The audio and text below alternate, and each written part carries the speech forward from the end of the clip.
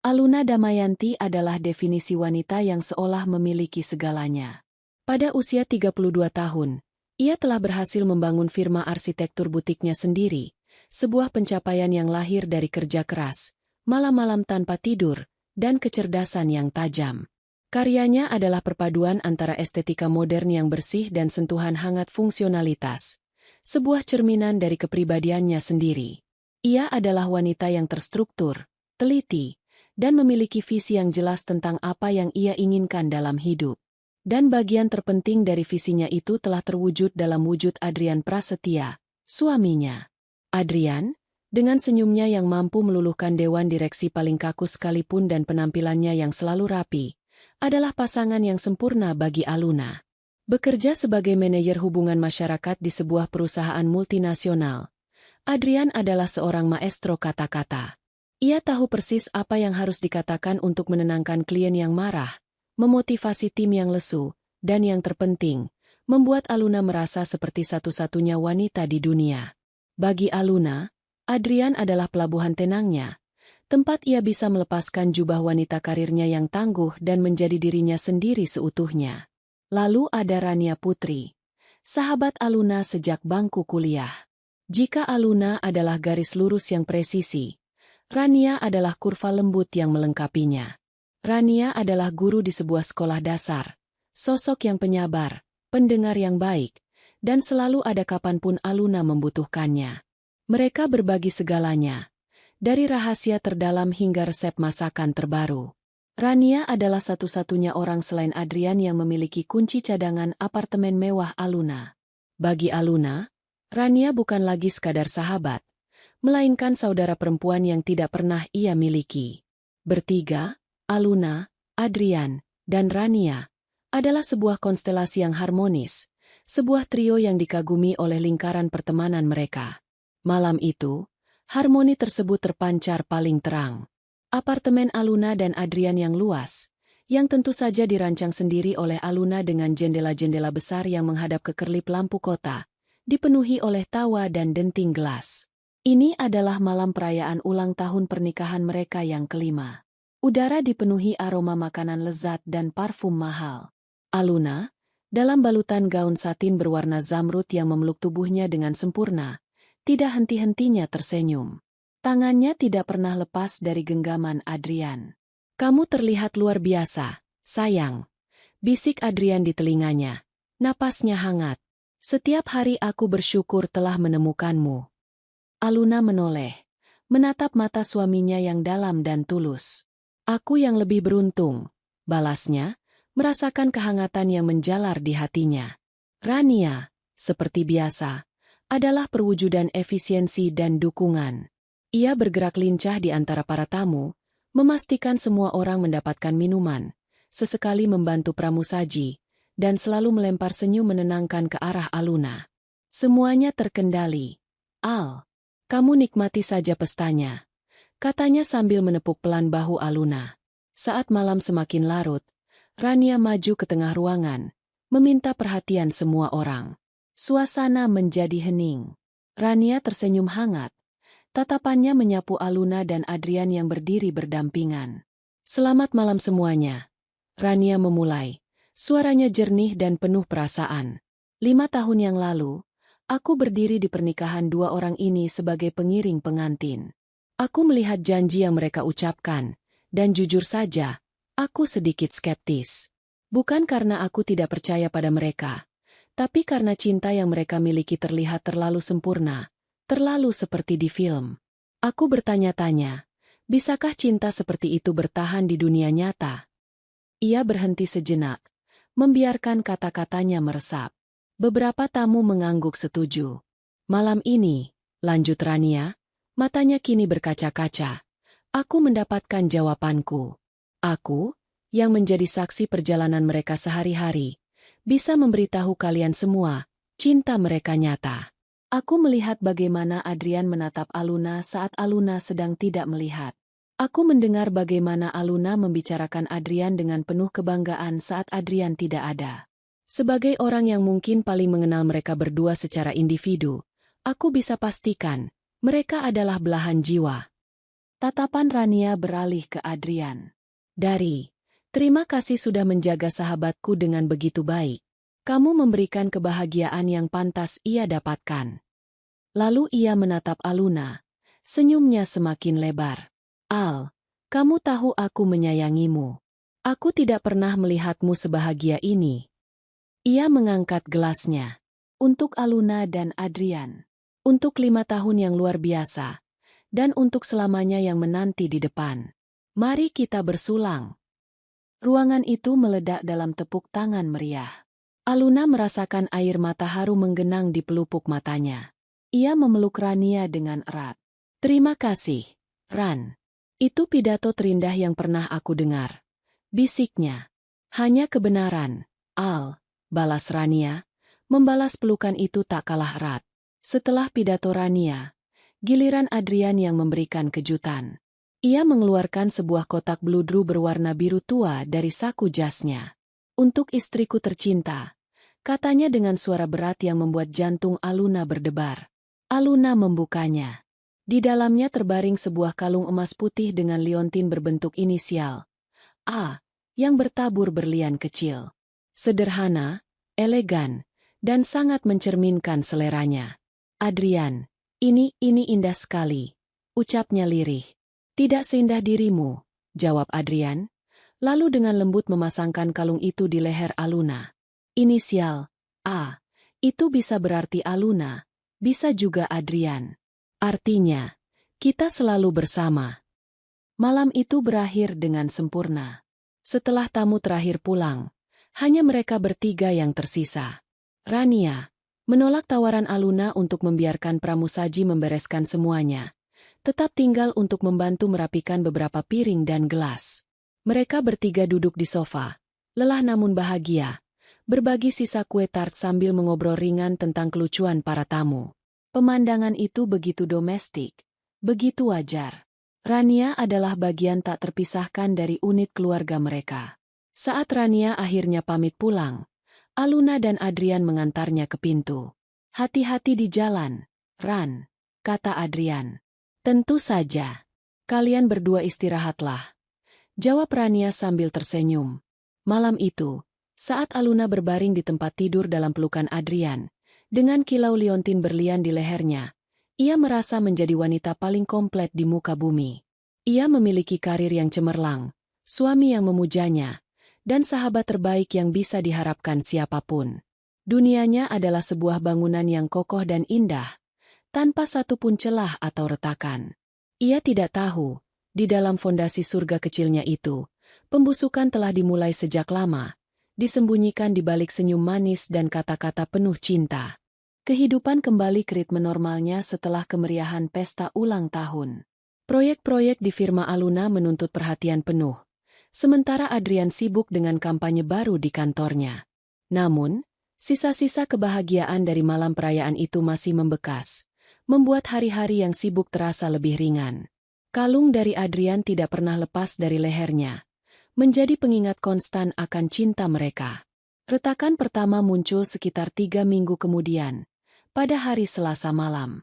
Aluna berhasil menyelesaikan pekerjaannya lebih awal dari biasanya dan memutuskan untuk memberi kejutan pada Adrian dengan memasak makan malam favoritnya, iga bakar madu. Pukul 7 malam, masakannya sudah siap terhidang di meja makan. Ia mengirim pesan pada Adrian. Aku masak iga bakar kesukaanmu. Cepat pulang ya. Balasan datang beberapa menit kemudian. Wah, maaf sekali sayang. Malam ini mendadak ada rapat dengan klien penting dari Singapura. Sepertinya aku bakal pulang larut. Kamu makan duluan saja ya.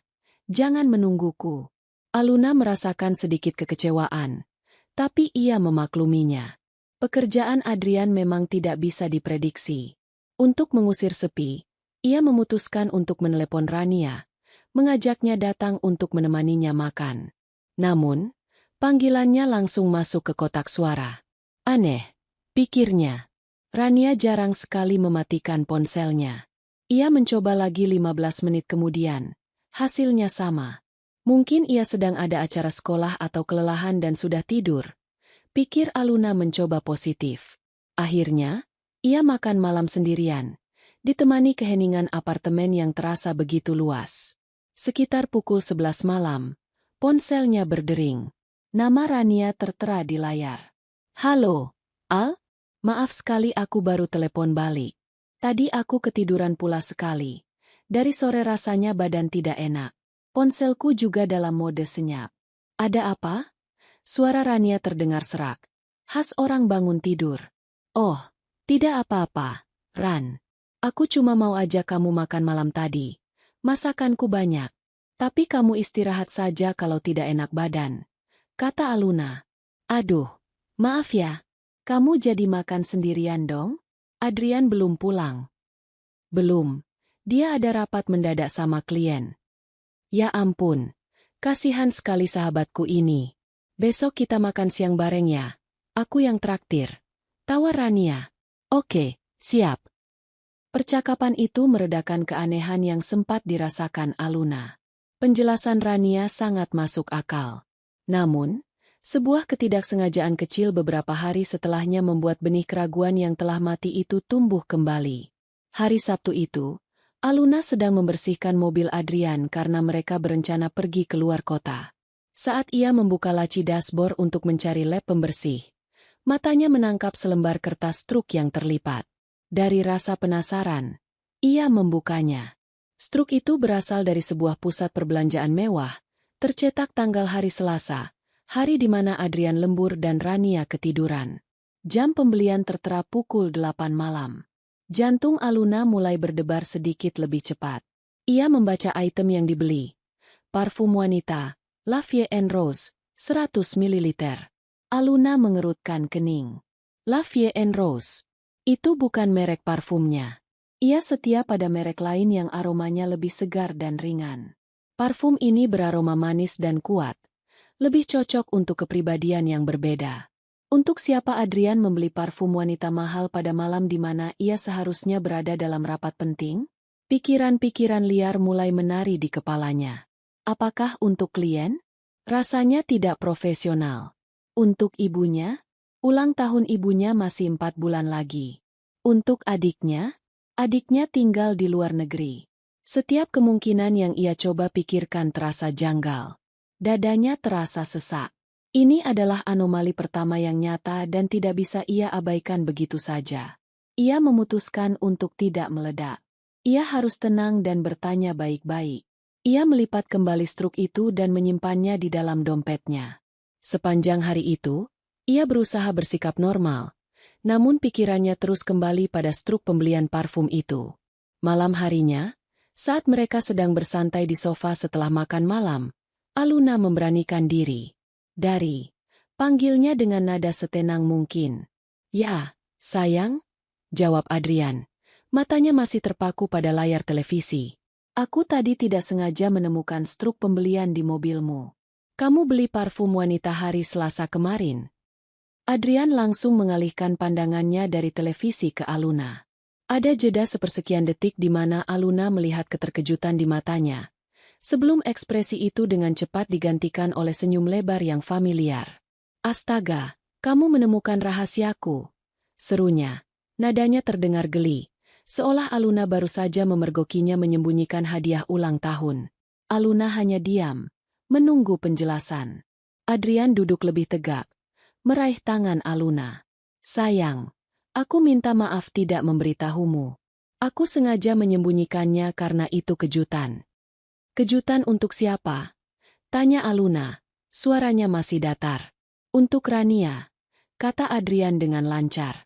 2 minggu lagi kan dia ulang tahun. Beberapa waktu lalu, waktu kita jalan bertiga di mall, dia pernah bilang suka sekali dengan aroma parfum itu tapi merasa harganya terlalu mahal. Aku ingat itu.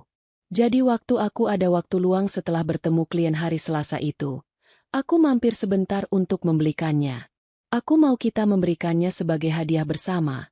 Tapi aku mau ini jadi kejutan total untuknya. Makanya aku minta kamu jangan bilang apa-apa dulu padanya ya. Anggap saja kamu tidak pernah tahu." Penjelasan itu begitu mulus, begitu logis, dan begitu manis. Semua kepingan teka-teki seolah langsung terpasang pada tempatnya. Tentu saja, untuk Rania. Siapa lagi? Adrian memang selalu perhatian pada orang-orang terdekat mereka. Rasa curiga yang menyesakkan dada Aluna seketika berganti dengan rasa bersalah yang menusuk. Ia merasa menjadi istri pencemburu yang picik. "Ya Tuhan, Adrian, maafkan aku," ucap Aluna lirih, menundukkan kepalanya.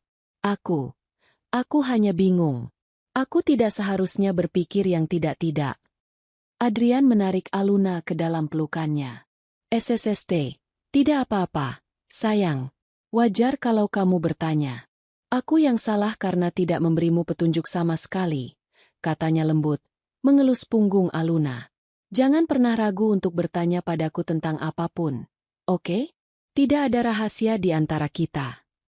Aluna mengangguk dalam pelukan suaminya, menghirup aroma familiar dari kemeja Adrian. Ia merasa lega, namun juga bodoh. Ia memarahi dirinya sendiri dalam hati karena membiarkan imajinasi buruknya mengambil alih. Adrian adalah suami terbaik, dan ia baru saja meragukannya. Malam itu, ia tidur dengan perasaan tenang. Dinding porselen surganya yang sempat retak kini telah ditambal dengan sempurna oleh penjelasan manis suaminya. Namun, Aluna tidak menyadari bahwa tambalan itu bukanlah semen penguat, melainkan dempul rapuh yang hanya menutupi lubang yang semakin besar di baliknya. Ia tidak tahu bahwa pada hari Selasa malam itu, Adrian tidak pernah bertemu klien dari Singapura, dan Rania tidak sedang tertidur lelap karena kelelahan. Mereka berdua ada di pusat perbelanjaan itu, bersama-sama, memilih parfum itu sebagai hadiah dari Adrian untuk istri keduanya. Beberapa minggu berlalu dengan tenang. Aluna berusaha keras mengubur insiden struk parfum itu dalam-dalam, menganggapnya sebagai pelajaran untuk lebih mempercayai suaminya. Ulang tahun Rania pun tiba, dan benar saja, saat mereka merayakannya di sebuah restoran mewah, Adrian mengeluarkan kado yang telah ia siapkan. Rania membukanya dan memekik senang melihat parfum La Vie en Rose di dalamnya. "Ya Tuhan, Adrian, Aluna, kalian tahu dari mana aku mau ini?" seru Rania, matanya berbinar tulus. "Ini mahal sekali. Kalian tidak seharusnya repot-repot." "Tidak ada yang terlalu merepotkan untuk sahabat terbaik kami," kata Adrian sambil tersenyum.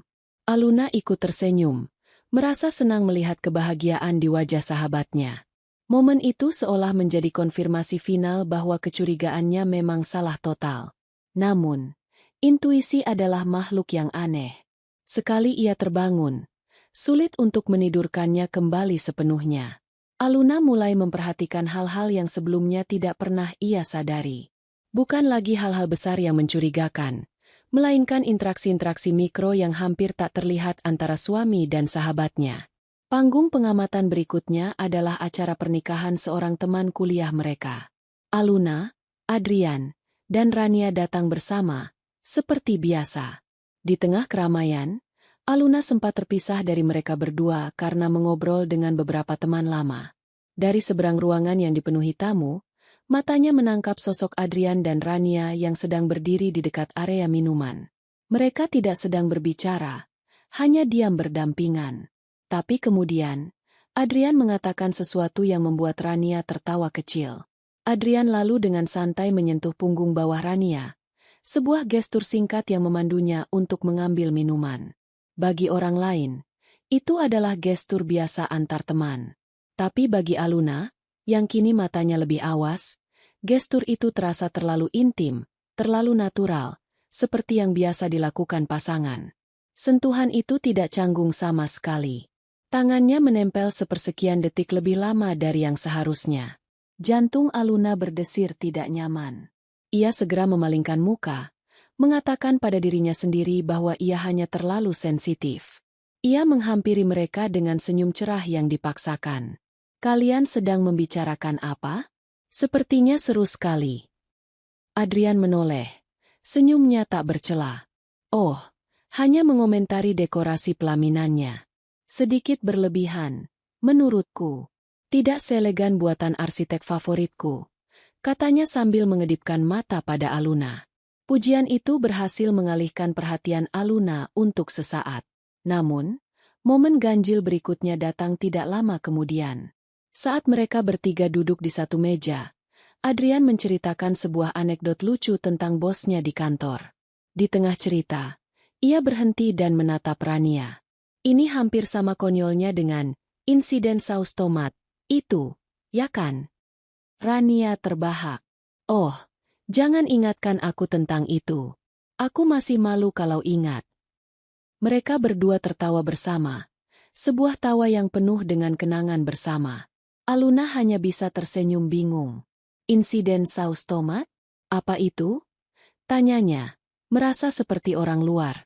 Keheningan singkat yang canggung menyelimuti mereka. Adrian dan Rania saling berpandangan. Pandangan itu, Aluna menyadarinya, adalah pandangan panik yang berusaha disembunyikan. Oh, itu bukan apa-apa, sayang. Jawab Adrian cepat, melambaikan tangannya. Cuma cerita konyol waktu aku dan Rania kebetulan makan siang di dekat kantor untuk membahas kado ulang tahunmu beberapa bulan lalu. Aku tidak sengaja menumpahkan saus tomat ke kemeja klien penting yang duduk di sebelah kami. Ceritanya tidak lucu kalau diceritakan ulang. Lagi-lagi, sebuah penjelasan yang logis. Tapi rasa sakit karena dikecualikan itu nyata.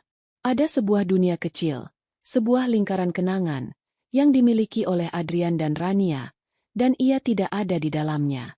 Itu bukan lagi sekadar hubungan antara suami dan sahabat istrinya. Itu adalah hubungan pertemanan mereka sendiri yang berjalan paralel, lengkap dengan lelucon dan rahasia internalnya. Malam itu, dalam perjalanan pulang, Aluna lebih banyak diam. Adrian, yang menyadari perubahan suasana hatinya, bertanya dengan lembut, "Kamu kenapa, sayang?" "Lelah." "Hanya sedikit lelah," jawab Aluna pendek. Ia tidak tahu bagaimana harus mengungkapkan perasaannya tanpa terdengar seperti istri yang posesif dan tidak masuk akal. Bagaimana ia bisa marah karena sebuah lelucon internal? Puncak dari semua kegelisahan ini terjadi pada suatu malam Kamis yang biasa.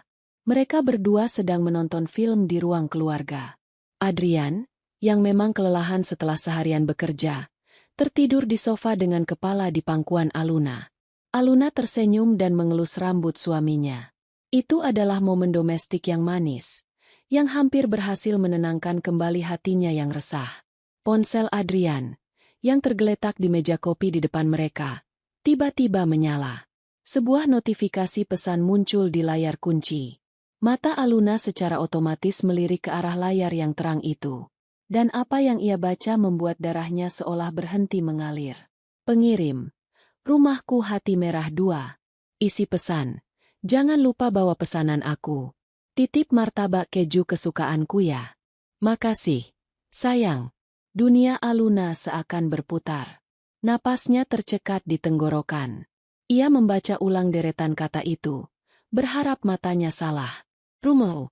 Dengan emoji hati berwarna merah. Pesanan. Martabak keju kesukaanku. Makasih. Sayang. Setiap kata adalah sebuah pukulan telak ke ulu hatinya. Ini bukan pesan dari klien. Ini bukan pesan dari anggota keluarga. Ini adalah pesan dari seorang wanita yang menantikan kepulangan Adrian. Pesan yang penuh dengan keintiman, kebiasaan, dan panggilan mesra. Rumahku Hati Merah 2. Itu bukan sekadar nama kontak. Itu adalah sebuah deklarasi. Adrian memiliki rumah lain. Sebuah hati lain untuk pulang. Tangan Aluna yang tadinya mengelus rambut Adrian kini menjadi kaku dan dingin. Jantungnya berdebar begitu kencang hingga ia bisa mendengarnya berdentum di telinganya, menulikan semua suara lain. Gambaran-gambaran kecil selama beberapa bulan terakhir melintas cepat di benaknya. Lembur yang bersamaan dengan Rania yang ketiduran, struk parfum yang dibeli di malam, rapat penting, tatapan intim di pesta pernikahan, lelucon, insiden saus tomat, yang eksklusif. Semuanya bukan lagi retakan kecil. Semuanya adalah bagian dari sebuah jurang menganga yang selama ini tersembunyi di bawah kakinya. Adrian bergerak sedikit dalam tidurnya, menggumamkan sesuatu yang tidak jelas. Aluna menahan napas, takut Adrian terbangun dan melihat ekspresi ngeri di wajahnya.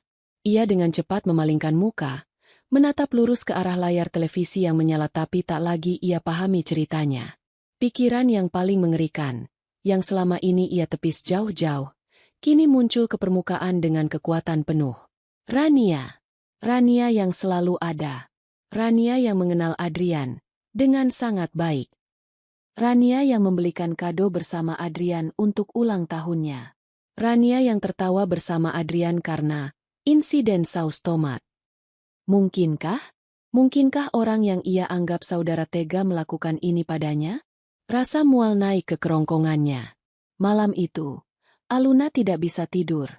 Ia berbaring kaku di samping tubuh suaminya yang tertidur pulas, merasa seolah sedang berbaring di samping orang asing. Penyangkalannya telah hancur berkeping-keping. Kini yang tersisa hanyalah satu pertanyaan yang membakar. Siapa? Rumahku Hati Merah 2? Dan ia bersumpah pada dirinya sendiri, dalam keheningan malam yang menyakitkan itu, ia akan menemukan jawabannya. Apapun risikonya, sehancur apapun hatinya nanti. Permainan pura-pura bahagia sudah berakhir. Saatnya mencari kebenaran. Beberapa hari setelah malam penemuan pesan, martabak keju, Aluna hidup dalam kabut yang aneh. Di luar, ia adalah topeng kesempurnaan.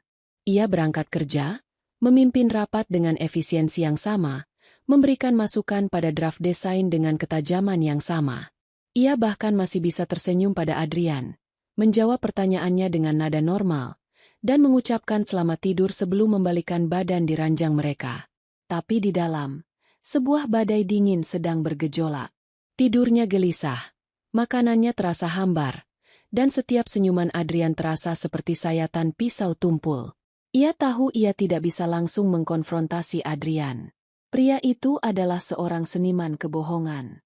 Ia akan memutarbalikkan fakta, menciptakan cerita baru yang masuk akal, dan pada akhirnya akan membuat Aluna merasa bersalah karena telah curiga. Aluna tidak akan memberinya kesempatan itu. Kali ini, ia butuh bukti yang tidak bisa disangkal. Sesuatu yang nyata, fisik, dan tak terbantahkan. Langkah pertamanya adalah forensik digital yang senyap. Pada suatu pagi saat Adrian sedang mandi, Aluna mengambil laptopnya dan membuka riwayat rekening bank bersama mereka. Jantungnya berdebar kencang saat halaman itu dimuat, takut dengan apa yang akan ia temukan. Dengan jari-jari yang sedikit gemetar, ia mulai menyisir transaksi selama 6 bulan terakhir. Awalnya semua terlihat normal. Cicilan rumah, tagihan kartu kredit, biaya hidup, investasi. Tapi kemudian ia menemukannya. Sebuah transfer rutin setiap tanggal 28, sejumlah 5 juta rupiah, ke nomor rekening yang tidak ia kenali. Nama penerimanya hanya inisial, RP. Jantung Aluna mencelos. RP. Rania Putri. Jumlahnya tidak besar, cukup untuk menutupi biaya hidup sederhana atau cicilan kecil. Cukup kecil untuk tidak menarik perhatian jika tidak dicari secara spesifik. Ia terus menggulir ke bawah. Ia melihat serangkaian transaksi kartu kredit kecil-kecil yang berulang di lokasi yang sama. Sebuah toko kelontong, sebuah apotek, dan sebuah kafe di area Cilandak. Itu bukan area yang sering mereka kunjungi. Aluna membuka aplikasi peta di ponselnya dan menandai lokasi-lokasi tersebut. Mereka semua berkerumun di sekitar satu area perumahan yang sama. Bukti terakhir dan yang paling menghancurkan adalah sebuah transaksi besar sekitar setahun yang lalu. Pembayaran uang muka untuk sebuah kendaraan di sebuah dealer mobil bekas. Aluna ingat betul. Setahun yang lalu Rania dengan gembira memberitahunya bahwa ia baru saja mendapat rezeki nomplok dari warisan jauh dan menggunakannya untuk membeli mobil bekas agar tidak lagi merepotkan orang untuk antar jemput. Aluna turut bahagia untuknya saat itu, tidak menaruh curiga sedikit pun. Sekarang, melihat transaksi dari rekening bersama mereka pada tanggal yang berdekatan dengan rezeki nomplok Rania, Aluna merasa mual. Kebohongan itu dibangun begitu rapi, lapis demi lapis, melibatkan semua orang yang ia percaya. Ia sekarang memiliki sebuah area target. Sebuah sarang yang harus ia lihat dengan mata kepalanya sendiri. Kesempatan itu datang pada hari Jumat berikutnya. Adrian meneleponnya siang itu. Suaranya terdengar serius.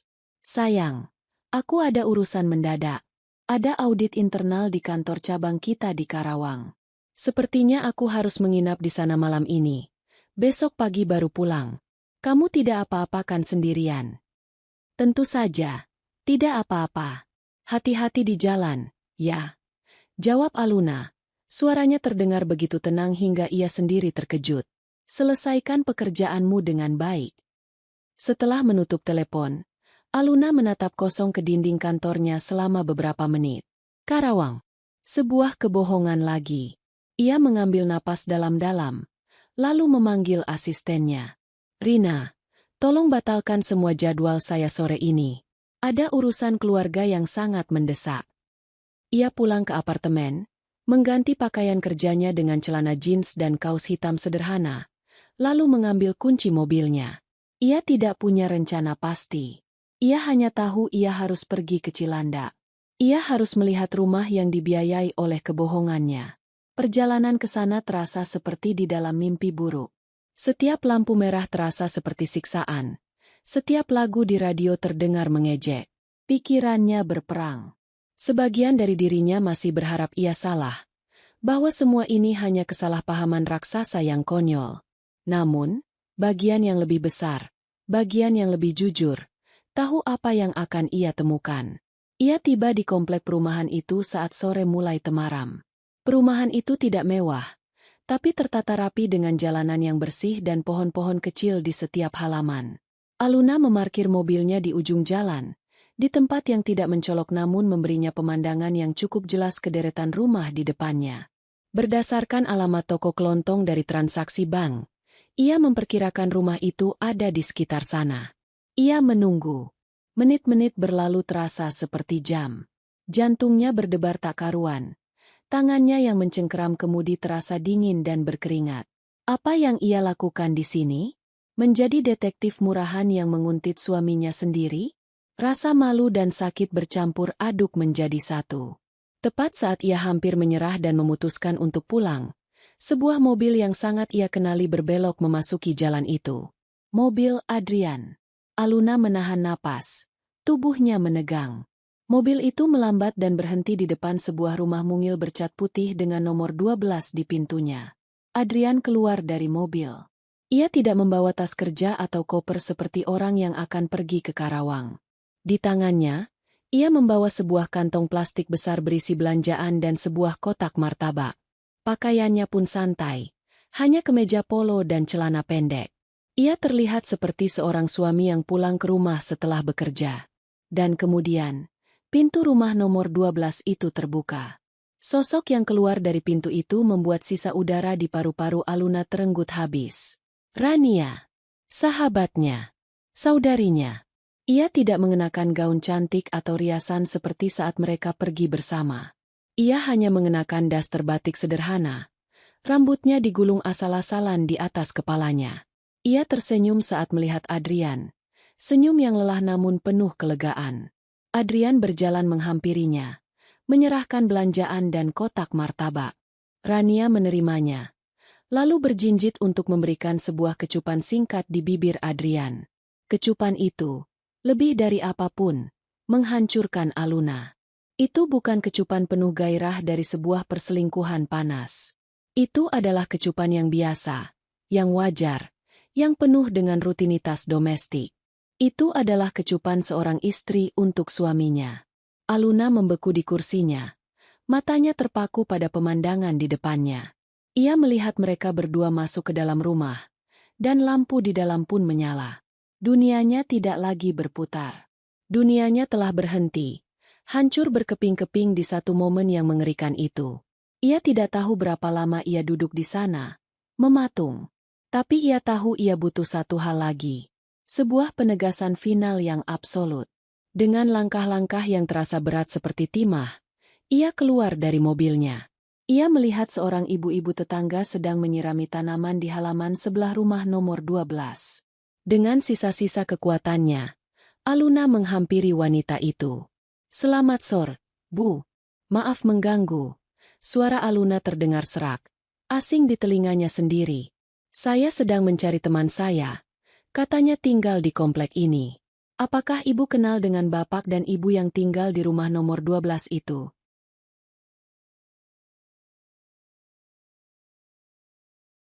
Wanita itu menoleh, tersenyum ramah. "Oh, rumah nomor 12? Maksudnya Pak Adrian dan Bu Rania?" tanyanya. Aluna hanya bisa mengangguk. Tenggorokannya tercekat. Oh, kenal. Mereka pasangan suami istri yang baru pindah sekitar setahun lalu. Orangnya ramah-ramah, meskipun jarang kelihatan bersosialisasi. Katanya sih mereka menikah siri, jadi tidak ada resepsi besar-besaran. Kenapa, Mbak? Ada yang bisa saya sampaikan? Menikah siri. Kata-kata itu bergema di kepala Aluna, menghancurkan sisa-sisa harapan terakhir yang masih ia pegang. Jadi bukan hanya perselingkuhan. Ini adalah pernikahan. Sebuah kehidupan ganda yang terstruktur. Suaminya adalah suami orang lain. Dan wanita itu adalah sahabatnya sendiri. Tidak, Bu. Terima kasih. Sepertinya saya salah alamat. Hanya itu yang berhasil keluar dari mulut Aluna. Ia berbalik, berjalan kembali ke mobilnya dengan pandangan kosong. Ia tidak lagi merasakan apa-apa. Rasa sakitnya begitu besar hingga ia menjadi mati rasa. Ia menyalakan mesin mobil dan pergi dari tempat itu, meninggalkan surga palsunya yang kini telah menjadi neraka yang nyata. Aluna mengemudi pulang dalam keheningan yang total. Radio mati. Ponsel dalam mode senyap. Satu-satunya suara adalah deru mesin mobil dan detak jantungnya sendiri yang anehnya terdengar sangat tenang. Badai emosi yang dahsyat di dalam dirinya telah reda, menyisakan sebuah ketenangan yang dingin dan menakutkan. Ia tidak menangis. Air matanya seolah telah mengering, digantikan oleh sejenis baja cair yang mulai melapisi hatinya. Ia tiba di apartemen mereka yang megah. Apartemen yang ia rancang setiap sudutnya dengan cinta, yang kini terasa seperti sebuah panggung sandiwara yang mahal. Ia tidak menyalakan banyak lampu, hanya satu lampu temaram di sudut ruang keluarga. Ia duduk di sofa besar mereka, sofa tempat kepalanya sering bersandar di bahu Adrian, dan menunggu. Sekitar pukul 10 malam, ia mendengar suara kunci di pintu depan. Adrian masuk, membawa tas kerja yang ia bawa sebagai alibi perjalanannya ke Karawang. Ia terlihat sedikit lelah, namun tersenyum saat melihat siluet Aluna di sofa. "Sayang, aku pulang," sapanya dengan nada riang. Ternyata pemeriksaannya selesai lebih cepat dari perkiraan. "Aku langsung tancap gas pulang karena kangen kamu." Aluna tidak bergerak. Ia hanya menatap lurus ke arah suaminya. Adrian merasakan ada yang aneh dengan atmosfer ruangan itu. "Kamu kenapa duduk di dalam gelap? Semuanya baik-baik saja?" tanyanya, berjalan mendekat. Saat itulah Aluna berbicara. Suaranya rendah dan tanpa emosi, namun memotong keheningan seperti pecahan kaca. "Bagaimana martabak kejunya? Enak." Langkah Adrian terhenti seketika. Senyum di wajahnya membeku, lalu perlahan menghilang. Aluna bisa melihat kepanikan yang berusaha keras ia sembunyikan di matanya. "Martabak? Martabak apa? Sayang? Aku kan dari Karawang. Aku tidak beli martabak," jawabnya. Usahanya untuk terdengar bingung justru terdengar palsu. Aluna tidak mengatakan apa-apa lagi. Ia hanya mengangkat ponselnya, membuka galeri, dan menunjukkan foto yang ia ambil beberapa jam yang lalu. Foto Adrian yang sedang menyerahkan kotak martabak kepada Rania yang mengenakan daster di depan rumah nomor 12. Wajah Adrian menjadi pucat pasi. Alibi-alibinya yang telah ia siapkan seolah menguap di udara. Ia menatap foto itu, lalu menatap wajah Aluna yang dingin dan tak terbaca. Ia membuka mulutnya, lalu menutupnya lagi. Untuk pertama kalinya, sang maestro kata-kata itu kehabisan kalimat. "Aluna, dengarkan aku dulu." Akhirnya ia berhasil bicara, suaranya serak. Ini tidak seperti yang kamu pikirkan. Aku bisa jelaskan semuanya." "Aku tidak mau penjelasanmu," potong Aluna. Nadanya masih datar. "Aku mau penjelasan kalian berdua. Sekarang telepon Rania. Suruh dia datang ke sini. Sekarang juga." Perintah itu absolut, tidak menyisakan ruang untuk negosiasi. Adrian, yang kini benar-benar terpojok, menatap Aluna dengan tatapan memohon. Tapi yang ia lihat di mata istrinya bukanlah kesedihan atau kemarahan, melainkan sesuatu yang lebih menakutkan, kekosongan. Dengan tangan gemetar, ia menelepon Rania. Setengah jam kemudian, Rania tiba. Wajahnya tegang dan ia tampak sudah menangis. Ia pasti sudah mendapat pengarahan dari Adrian lewat telepon. Ia masuk ke dalam apartemen, tidak berani menatap langsung ke arah Aluna. Kini, mereka bertiga berada di dalam satu ruangan. Pengkhianat dan yang dikhianati. Aluna tetap duduk di sofa, sementara Adrian dan Rania berdiri di hadapannya seperti dua terdakwa di ruang sidang. Keheningan itu dipecahkan oleh isak tangis Rania. "Al, maafkan aku," isaknya. Air mata mengalir deras di pipinya. Aku tidak pernah bermaksud menyakitimu." Aluna hanya menatapnya, tanpa ekspresi. Melihat Aluna tidak bereaksi, Adrian mengambil alih. Inilah panggungnya. Ia melancarkan argumen yang mungkin telah mereka susun bersama. "Sayang, ini semua salahku," ia memulai. Nadanya penuh penyesalan palsu. "Tapi kamu harus mengerti. Beberapa tahun terakhir ini, kamu begitu fokus pada kariermu, pada firmamu. Kamu membangun duniamu sendiri. Dan aku merasa tertinggal. Aku kesepian." "Aluna." Ia menunjuk Rania. "Rania, dia selalu ada. Dia mendengarkan keluh kesahku. Dia memahamiku saat aku merasa tidak terlihat olehmu." Satu hal mengarah ke hal lain dan itu terjadi begitu saja. Ini dia. Dinding gaslighting itu mulai dibangun. Mereka tidak meminta maaf atas tindakan mereka. Mereka memberikan alasan yang secara implisit menyalahkan Aluna. Rania menyambung. Suaranya tersendat-sendat oleh tangis. "Aku hanya kasihan pada Adrian. Al. Aku melihatnya murung setiap hari. Aku hanya ingin menghiburnya sebagai teman. Tapi, perasaanku tumbuh. Aku bersumpah. Aku sudah mencoba melawannya. Tapi aku juga mencintainya. Al. Aku tidak bisa menahannya."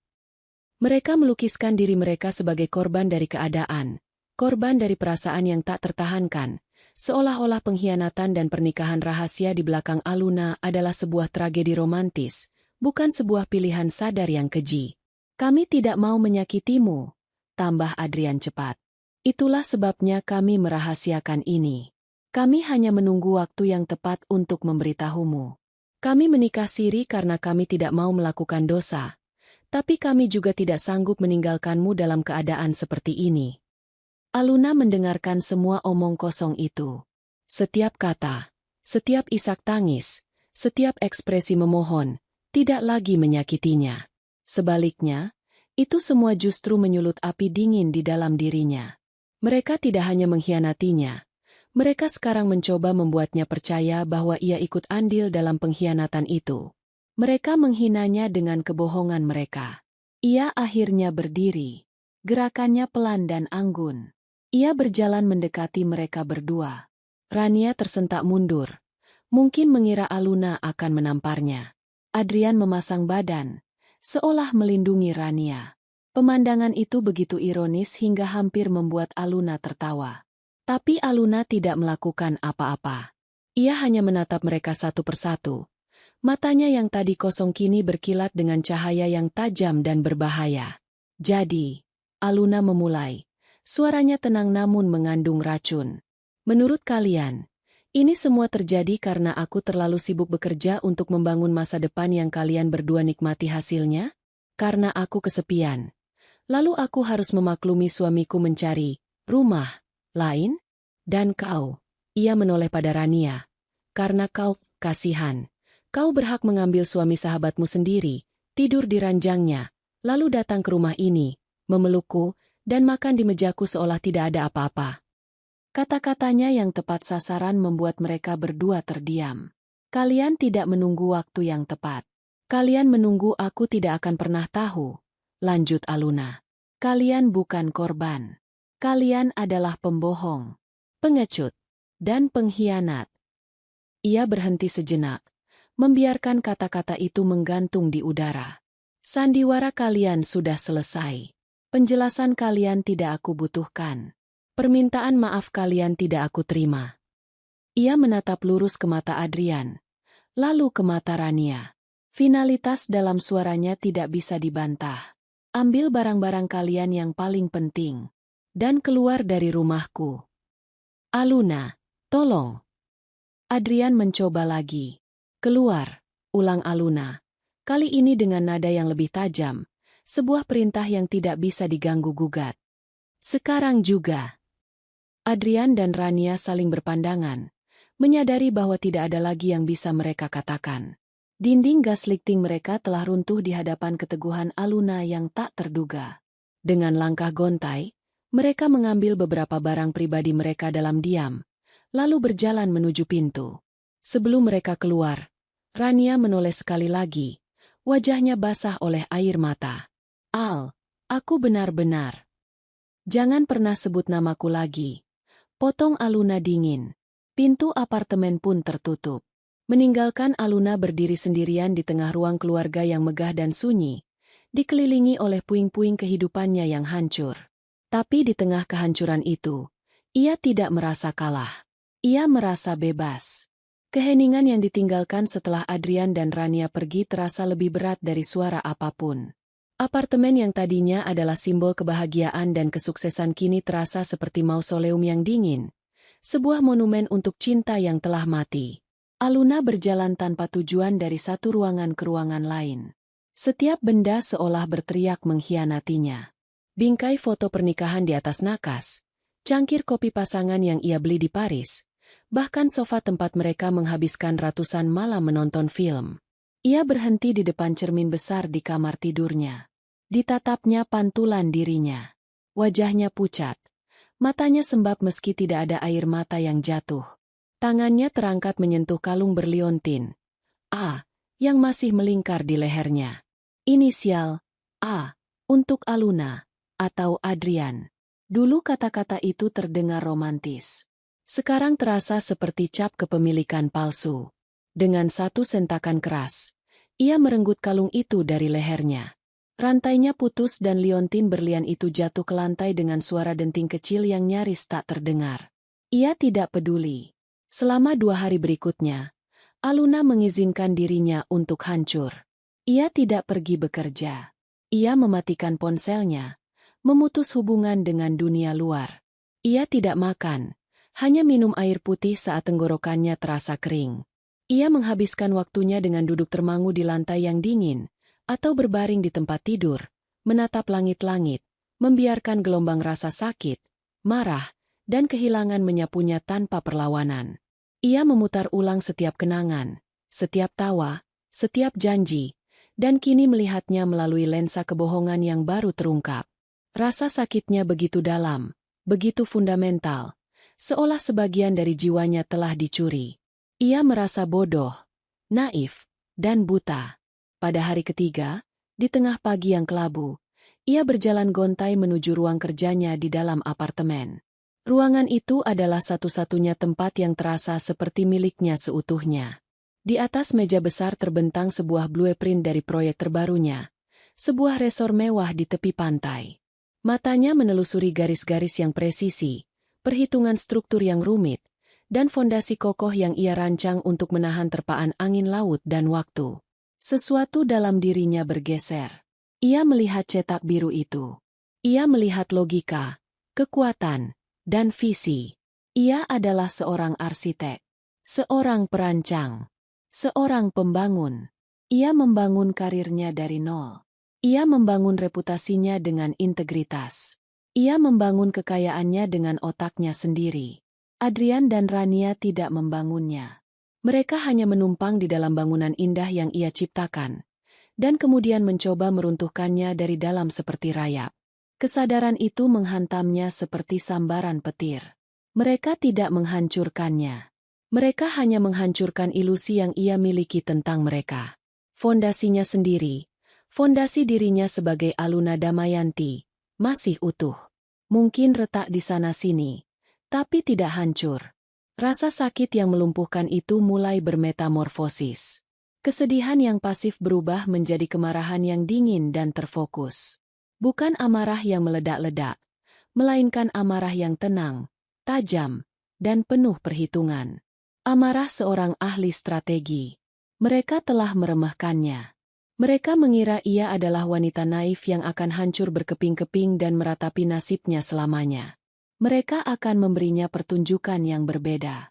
Ia tidak akan membalas dengan cara yang murahan. Tidak ada adegan makian di depan umum atau menyebarkan aib di media sosial. Itu bukan gayanya. Balas dendamnya akan menjadi sebuah karya arsitektur. Terencana dengan baik, dieksekusi dengan presisi, dan pada akhirnya, akan membuat struktur kehidupan mereka runtuh di atas kepala mereka sendiri, sementara ia berdiri tegak dan tak tersentuh. Balas dendam yang elegan. Ia duduk di kursi kerjanya, punggungnya tegak.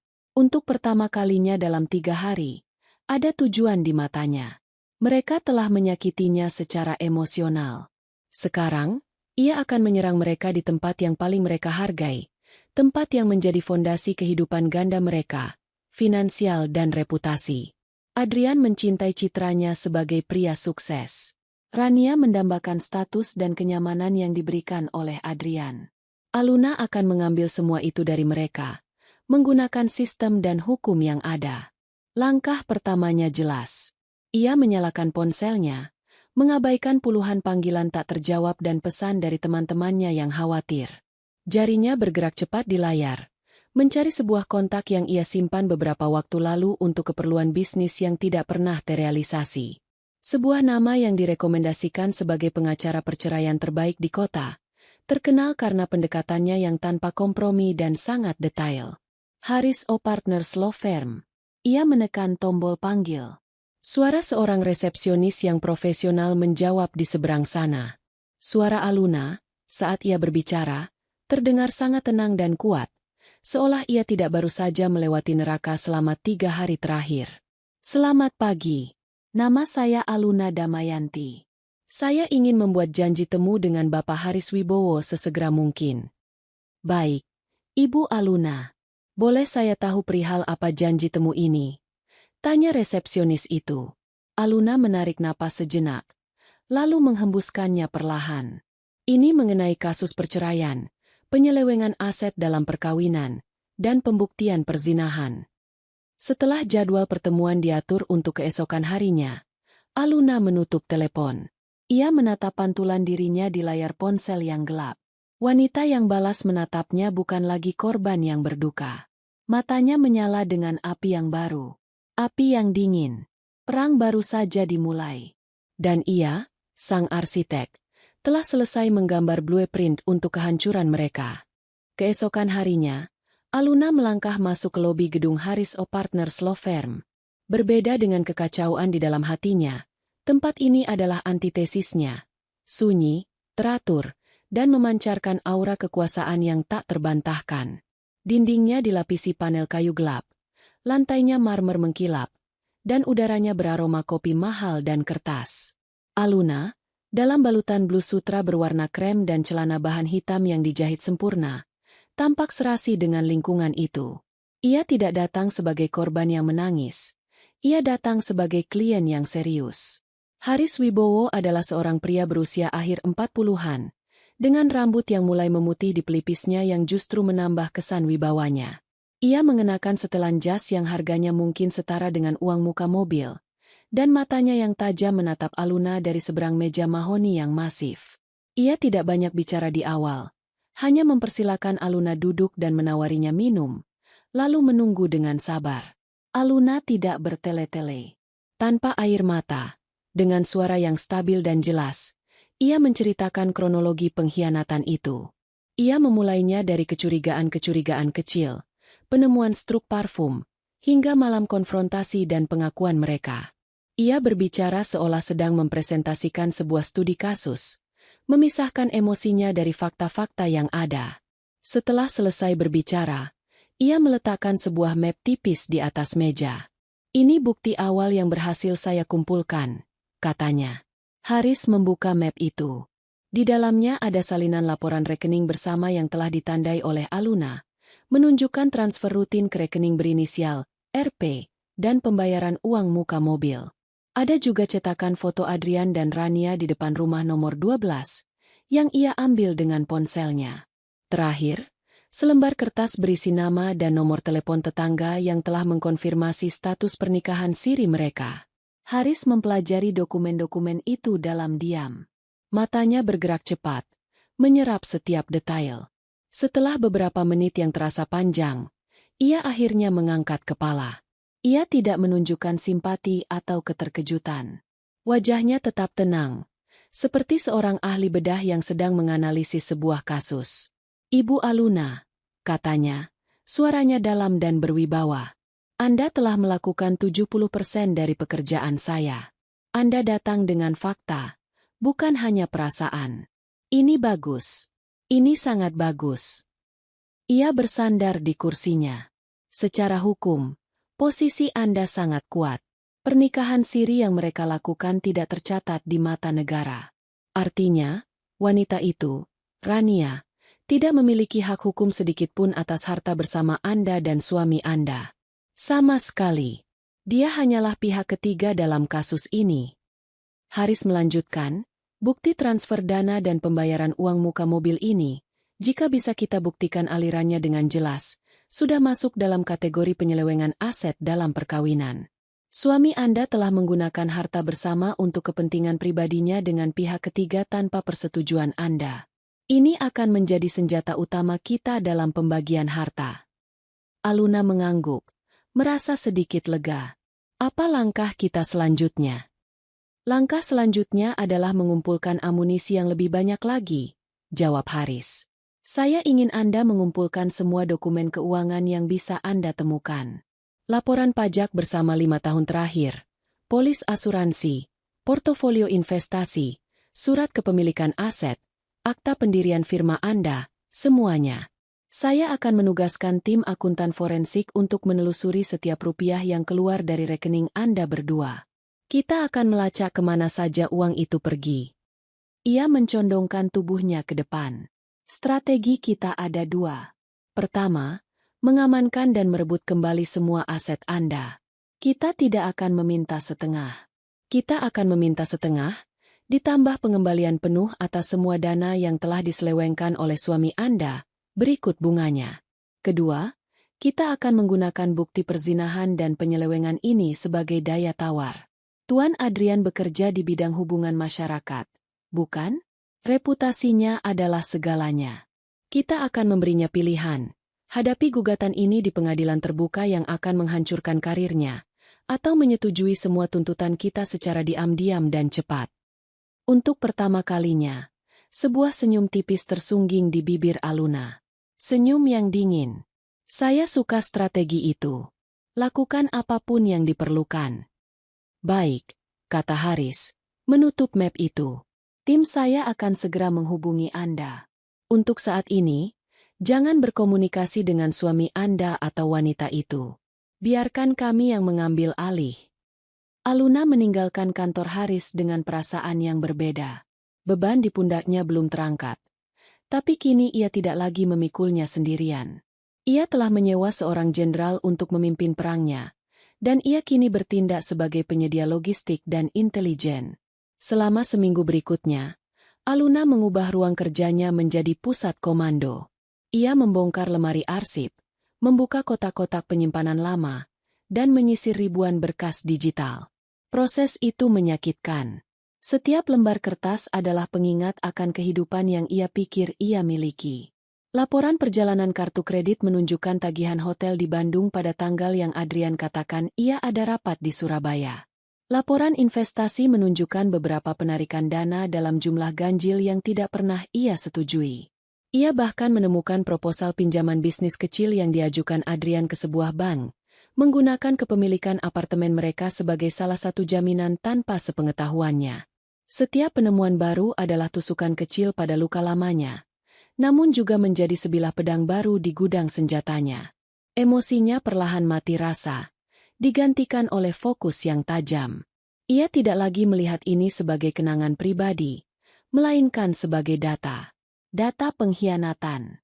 Setelah seminggu bekerja tanpa lelah, ia telah mengumpulkan sebuah kotak arsip yang tebal, penuh dengan dokumen yang ditandai dan diberi catatan. Ia mengirimkannya ke kantor Haris melalui kurir.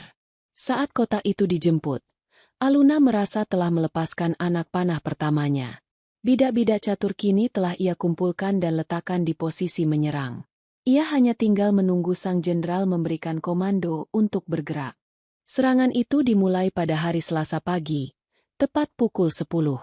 Adrian sedang memimpin rapat mingguan dengan timnya di ruang konferensi berdinding kaca ketika seorang kurir berseragam resmi dari firma hukum Harris O Partners masuk, diantar oleh resepsionis.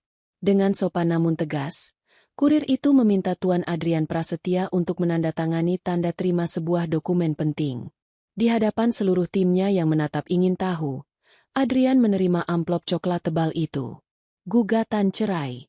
Wajah Adrian yang tadinya penuh senyum percaya diri langsung menegang. Humiliasi itu terasa seperti tamparan keras. Haris telah memilih waktu dan tempat dengan sempurna untuk memberikan pukulan psikologis pertama. Kepanikan menjalari dirinya. Ia segera membubarkan rapat dengan alasan yang dibuat-buat dan bergegas ke ruangannya. Ia mencoba menelepon Aluna berkali-kali, namun panggilannya langsung dialihkan. Pesan-pesan panik dan memohon yang ia kirimkan hanya dibalas oleh satu pesan otomatis dari nomor yang tidak ia kenal, yang pastinya adalah tim pengacara Aluna. YTH. Bapak Adrian Prasetya, untuk selanjutnya, semua komunikasi terkait gugatan cerai dari klien kami, Ibu Aluna Damayanti, harap hanya dilakukan melalui kuasa hukum Anda kepada kami. Terima kasih. Tembok itu telah didirikan. Ia tidak bisa lagi menggunakan pesonanya untuk membujuk Aluna. Adrian, dalam kepanikannya, menyewa pengacara yang direkomendasikan oleh seorang temannya. Pengacara itu baik, tapi bukan tandingan dari mesin perang bernama Haris Wibowo. Pada pertemuan pertama antara kedua kuasa hukum, tim Haris tidak membuang waktu. Mereka tidak bernegosiasi. Mereka mempresentasikan. Di atas meja rapat, mereka membentangkan laporan setebal buku dari akuntan forensik. Laporan itu merinci setiap rupiah yang telah Adrian alihkan dari rekening bersama selama hampir 2 tahun. Aliran dana ke rekening, RP, yang ternyata adalah Rania Putri. Pembayaran uang muka dan cicilan mobil atas nama Rania. Tagihan kartu kredit untuk liburan-liburan rahasia. Biaya sewa tahunan untuk rumah di Cilanda. Semuanya terurai dengan bukti transfer dan tanggal yang tak terbantahkan. Totalnya adalah angka yang mengejutkan, cukup untuk membuat Adrian merasa lemas. Pengacara Haris kemudian menyampaikan ultimatumnya dengan tenang. Klien kami, Ibu Aluna, tidak ingin memperpanjang masalah ini. Ia hanya ingin apa yang menjadi haknya kembali. Berikut adalah draft perjanjian penyelesaian damai. Tuan Adrian akan menyerahkan kepemilikan penuh apartemen kepada Ibu Aluna, mengembalikan seluruh dana yang terbukti diselewengkan seperti yang tercantum dalam laporan ini, ditambah bunga berjalan sebesar 6%. Sebagai gantinya, Ibu Aluna tidak akan melanjutkan tuntutan perzinahan ini ke pengadilan terbuka. Pengacara Adrian membaca draft itu dan menelan ludah. Ini bukan negosiasi. Ini adalah penaklukan. Ini akan membuat klien saya bangkrut. Protesnya lemah. Pengacara Haris hanya tersenyum tipis. Pilihan lainnya adalah kita bertemu di pengadilan. Biarkan media yang memutuskan apakah citra klien Anda sebagai seorang profesional di bidang kehumasan bisa bertahan setelah publik mengetahui detail perselingkuhan dan penipuan finansial yang ia lakukan terhadap istrinya sendiri. Pilihan ada di tangan klien Anda. Dihadapkan pada ancaman kehancuran karir dan reputasi total, Adrian tidak punya pilihan lain. Ia menyerah. Dalam beberapa minggu, ia menandatangani perjanjian itu. Pria yang tadinya gagah dan penuh pesona itu kini terlihat kuyu dan kalah. Malam saat ia harus memberitahu Rania adalah awal dari akhir bagi mereka. Mereka duduk di ruang tamu rumah sewaan mereka yang nyaman. Rumah yang sebentar lagi tidak akan bisa mereka tinggali. Aku sudah menandatangani surat-suratnya, kata Adrian. Suaranya berat. Rania menatapnya dengan cemas. Jadi, bagaimana hasilnya? Dia mendapatkan semuanya. Ran. Apartemen itu miliknya sepenuhnya. Dan, aku harus mengembalikan semua uang yang pernah aku berikan padamu atau gunakan untuk kita. Uang sewa rumah ini, uang cicilan mobilmu, semuanya. Wajah Rania memucat. Apa maksudmu? Bagaimana bisa? Kamu tidak melawan. Suaranya mulai meninggi. Melawan bagaimana lagi, Rania? Dia punya semua buktinya. Setiap transfer, setiap tagihan. Pengacaraku bilang jika aku melawan, aku akan kehilangan pekerjaanku. balas Adrian, frustrasinya meledak. Jadi mobilku? Mobil itu akan diambil? Tanya Rania, tidak percaya. Kita harus menjualnya untuk membayar hutang pada Aluna. Kita juga harus pindah dari rumah ini akhir bulan. Aku tidak punya uang lagi untuk membayarnya. Tangis Rania pecah. Ini tidak adil. Kenapa jadi seperti ini? Kamu bilang kamu akan mengurus semuanya. Aku pikir aku bisa, teriak Adrian. Aku tidak tahu dia akan sekejam ini. Aku tidak tahu dia akan menyewa pengacara iblis seperti itu. Ini semua karena kita ketahuan. Itu adalah kata-kata yang salah. Karena kita? Ulang Rania. Tangisnya berhenti, digantikan oleh kemarahan. Aku tidak pernah memintamu untuk menikahiku secara siri. Kamu yang datang padaku. Kamu yang mengeluh tentang Aluna. Kamu yang berjanji akan memberikanku kehidupan yang lebih baik. Dan aku sudah memberikannya. Tapi kamu tidak bisa lebih hati-hati sedikit pun. Balas Adrian tak mau kalah. Pertengkaran itu adalah yang pertama dari banyak pertengkaran lainnya. Fondasi hubungan mereka, yang dibangun di atas fantasi curian dan kenyamanan finansial, mulai retak dan hancur di bawah tekanan kenyataan yang pahit. Mobil Rania dijual. Mereka pindah ke sebuah rumah kontrakan kecil yang sempit dan panas di pinggiran kota.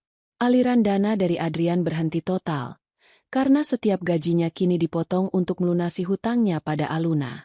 Dari kejauhan, Aluna mengamati kehancuran itu melalui laporan berkala dari tim pengacaranya. Ia tidak merasa gembira. Ia hanya merasa puas. Seperti seorang arsitek yang melihat sebuah bangunan ilegal yang berbahaya akhirnya berhasil dirobohkan dengan aman. Serangan pertama telah berhasil dengan sempurna. Struktur finansial mereka telah hancur lebur. Setelah badai finansial mereda dan perceraiannya resmi, Aluna memasuki fase baru dalam hidupnya. Ia memotong rambutnya lebih pendek, memberinya tampilan yang lebih segar dan tegas. Ia menuangkan seluruh energinya ke dalam pekerjaan, dan firmanya berhasil memenangkan tender untuk sebuah proyek besar, sebuah museum seni kontemporer yang akan menjadi ikon baru kota. Kehidupannya mulai tertata kembali di atas fondasi yang kini jauh lebih kokoh karena dibangun oleh dirinya sendiri. Namun, rencananya belum selesai. Kehancuran finansial Adrian dan Rania adalah satu hal. Tapi Aluna tahu, bagi orang-orang seperti mereka, kehilangan muka di depan lingkungan sosial seringkali lebih menyakitkan daripada kehilangan uang. Ia ingin mereka merasakan isolasi yang sama seperti yang ia rasakan pada hari-hari pertama setelah pengkhianatan itu terungkap. Ia tidak akan melakukannya dengan cara yang kasar. Ia tidak akan menulis status sindiran di media sosial, atau menelepon teman-temannya satu persatu untuk menceritakan kisah sedihnya. Itu akan membuatnya terlihat menyedihkan. Ia akan menggunakan pendekatan seorang arsitek, memanfaatkan struktur yang sudah ada untuk mencapai tujuannya. Dalam hal ini, struktur gosip sosial. Ia mengidentifikasi targetnya. Dian, seorang istri pejabat yang mengenal semua orang dan hidup dari menjadi pusat informasi. Dian adalah ratu lebah di lingkaran pertemanan mereka. Apapun yang masuk ke telinga Dian dijamin akan menyebar lebih cepat dari siaran pers resmi. Aluna mengundang Dian untuk makan siang di sebuah restoran hotel bintang 5 yang tenang dan eksklusif. Tempat yang tepat untuk percakapan rahasia. Aluna tampil sempurna, mengenakan gaun kerja berwarna biru navy yang membuatnya terlihat kuat namun tetap feminin. Aluna, sayang, kamu terlihat luar biasa. Sapa Dian, memeluknya dengan antusias. Aku dengar tentang proyek museum itu. Selamat ya. Aku ikut bangga. Terima kasih, Dian. Kamu juga makin bersinar saja. Balas Aluna dengan senyum hangat. Mereka mengobrol tentang hal-hal ringan selama beberapa saat, sebelum Dian, seperti yang sudah diduga Aluna, mengarahkan pembicaraan ke topik utama. Al, aku turut prihatin dengan perceraianmu, katanya dengan nada simpati yang dibuat-buat. Jujur, semua orang kaget. Kalian kan pasangan idaman. Kalau aku boleh tahu, kenapa kalian tiba-tiba berpisah? Inilah saatnya. Aluna memasang ekspresi sedih dan lelah. Ia menghela napas panjang. Dian, ini masalah yang sangat pribadi. Aku sebenarnya tidak mau membicarakannya. Aku tidak mau menjelek-jelekan nama Adrian. Umpan itu ditelan mentah-mentah. Keengganan Aluna justru membuat Dian semakin penasaran. Oh, ayolah, Al. Kita kan teman. Kamu bisa percaya padaku. Aku hanya khawatir padamu. Aluna menatap Dian, seolah sedang ragu-ragu. Baiklah. Tapi janji ini hanya antara kita saja ya? Aku hanya tidak ingin ada fitnah yang berkembang di luar sana. Dian mengangguk dengan semangat. Matanya berbinar. Singkatnya, Aluna memulai dengan suara pelan. Kami bercerai karena Adrian sudah menikah lagi. Dan sudah cukup lama. Rahang Dian jatuh. Apa? Menikah lagi? Dengan siapa? Aluna diam sejenak, lalu menjawab dengan lirih, seolah kata-kata itu menyakitkan untuk diucapkan. Dengan Rania. Keheningan melanda meja mereka. Dian benar-benar terkejut. Rania, si guru yang manis dan sahabat baik Aluna? Ini adalah gosip tingkat tertinggi. Rania? Bisik Dian tak percaya. Bagaimana bisa? Kapan?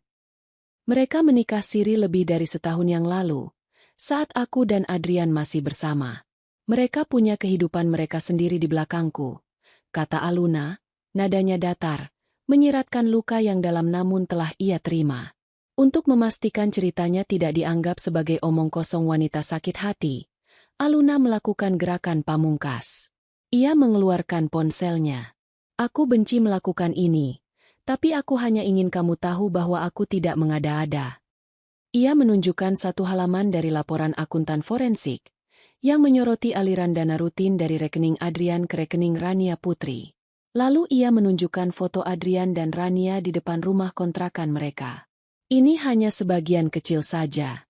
Aku hanya ingin semua ini selesai dengan tenang dan melanjutkan hidupku, kata Aluna, lalu menyimpan kembali ponselnya. Jadi aku mohon padamu, Dian, tolong jangan sebarkan ini. Aku hanya ingin kedamaian. Aluna tahu persis. Meminta Dian untuk tidak menyebarkan informasi seperti itu sama saja dengan menyiram bensin ke api. Benar saja, dalam waktu kurang dari 48 jam, cerita itu menyebar seperti wabah. Versi yang beredar di kalangan sosialita bahkan lebih dramatis dari aslinya. Rania digambarkan sebagai ular licik yang merebut suami sahabatnya sendiri demi harta. Adrian dicap sebagai pria lemah tak bertanggung jawab yang menipu istrinya yang brilian dan sukses.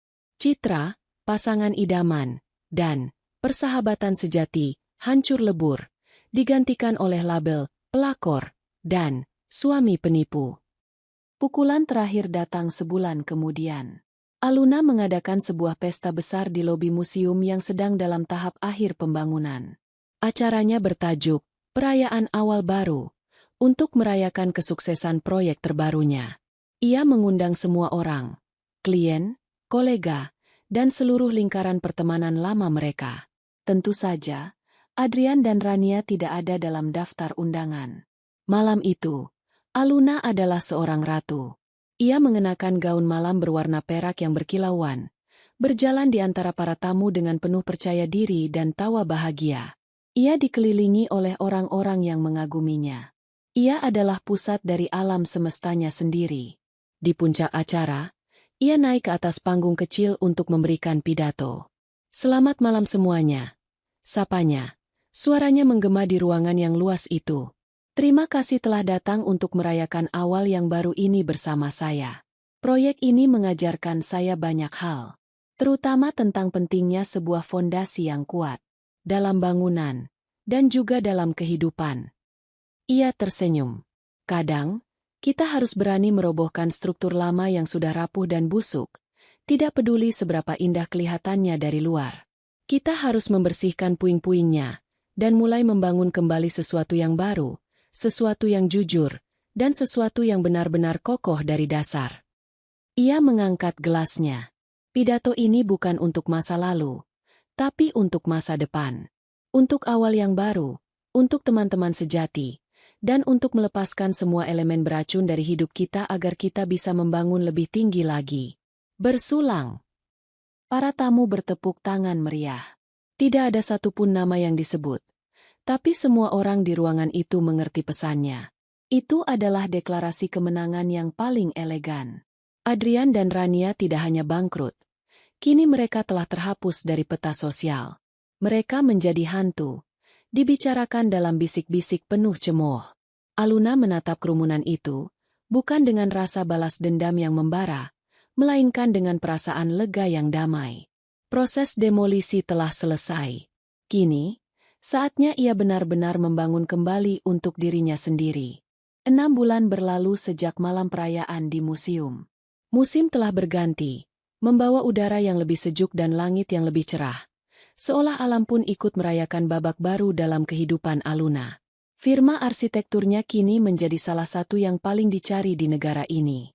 Proyek Museum Seni Kontemporer telah diresmikan dengan kemegahan dan pujian dari berbagai pihak, menjadi mahakarya yang mengukuhkan namanya sebagai seorang visioner. Ia tidak lagi hanya seorang arsitek. Ia adalah seorang seniman yang membangun legasi. Kehidupannya di luar pekerjaan juga menemukan ritme yang baru dan damai. Apartemennya, yang dulu terasa seperti kuburan, kini telah ia dekorasi ulang.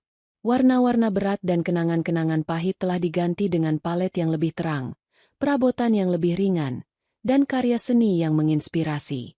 Tempat itu tidak lagi terasa seperti bekas rumah mereka, melainkan sepenuhnya rumah Aluna. Ia mulai mengisi akhir pekannya bukan dengan pekerjaan, tetapi dengan kelas yoga, loka karya tembikar, dan menjelajahi kedai-kedai kopi tersembunyi di sudut kota. Ia menemukan kembali kegembiraan dalam hal-hal kecil, kegembiraan yang tidak bergantung pada validasi orang lain. Teman-teman lamanya yang tulus kini semakin merapat, membentuk lingkaran dalam yang solid dan suportif. Mereka tidak pernah lagi membahas Adrian atau Rania. Masa lalu itu seolah telah menjadi catatan kaki yang tidak penting dalam buku kehidupan Aluna yang tebal. Mereka lebih tertarik membahas ide proyek Aluna selanjutnya, atau rencana perjalanan mereka berikutnya. Sementara itu, di belahan kota yang lain, di dalam sebuah rumah kontrakan yang sempit, struktur hubungan Adrian dan Rania telah runtuh menjadi debu. Tanpa kemewahan, tanpa status sosial, dan tanpa kebohongan manis untuk menutupi kenyataan, mereka dipaksa untuk melihat satu sama lain apa adanya. Dan apa yang mereka lihat, tidak mereka sukai. Adrian, yang terbiasa dengan pujian dan kehidupan nyaman, menjadi pria yang pemurung dan mudah marah. Kehilangan pekerjaan bona fidenya, ia akhirnya mengundurkan diri setelah tidak tahan dengan bisik-bisik dan tatapan sinis di kantor, dan terpaksa bekerja serabutan di bidang pemasaran digital dengan penghasilan yang tidak menentu, telah menggerogoti harga dirinya. Ia menyalahkan Rania atas segalanya, karena kurang hati-hati, karena terlalu banyak menuntut, karena tidak bisa membuatnya bahagia seperti yang ia bayangkan. Rania, di sisi lain, merasa terjebak dalam penipuan. Pria yang ia pikir adalah pangeran penyelamat ternyata hanyalah seorang pengecut yang rapuh. Kehidupan nyaman yang ia dambakan telah berganti dengan perjuangan sehari-hari untuk membayar tagihan. Ia merindukan mobilnya. Ia merindukan makan malam di restoran mahal. Ia merindukan pengakuan sosial yang pernah ia cicipi sejenak. Ia mulai melihat Aluna bukan lagi sebagai saingan, tetapi sebagai standar yang tidak akan pernah bisa ia capai, dan kebenciannya pada Adrian tumbuh setiap hari karena telah gagal memberikannya kehidupan seperti itu. Pertengkaran mereka menjadi musik latar kehidupan sehari-hari. Dari masalah sepele seperti siapa yang harus mencuci piring, hingga masalah besar tentang uang dan penyesalan. Kalau saja kamu tidak sebodoh itu ketahuan, teriak Adrian pada suatu malam. Kalau saja kamu benar-benar laki-laki dan bisa mempertahankan apa yang kamu janjikan. Balas Rania tak kalah sengit. Cinta terlarang yang dulu terasa mendebarkan kini telah basi, berubah menjadi racun yang mereka minum setiap hari. Hubungan yang lahir dari pengkhianatan tidak memiliki fondasi untuk bertahan dari badai kesulitan. Adegan terakhir dari kehancuran mereka bukanlah sebuah ledakan, melainkan sebuah erangan pelan. Suatu sore, Adrian pulang dan menemukan separuh lemari pakaian telah kosong. Di atas meja makan tergeletak sebuah surat singkat dari Rania. Aku pergi.